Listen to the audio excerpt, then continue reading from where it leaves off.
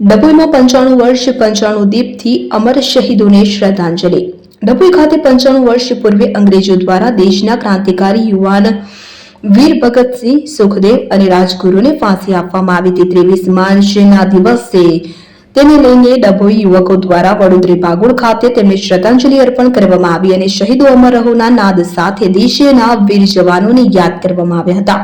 વીર ક્રાંતિકારી ભારતની આઝાદીમાં કે જેમનો મહત્વનો ફાળો રહ્યો એવા વીર ભગતસિંહ, સુખદેવ અને રાજગુરુને અંગ્રેજો દ્વારા જે ફાંસીની સજા કરવામાં આવી હતી 23 માર્ચનો એ દિવસ કે જ્યારે આપના 3 જવાનો શહીદ થયા દેશને આઝાદી આપવા માટે, તે દિવસને યાદ કરી ભગતસિંહ, સુખદેવ અને રાજગુરુને વીરાંજલિ આપવા ડભોઈના યુવકો મોટી સંખ્યામાં વડોદરી ભાગોળ એકત્ર થઈ મીણબત્તી સળગાવી તમામ વીરોને વીરાંજલિ અર્પણ કરી હતી।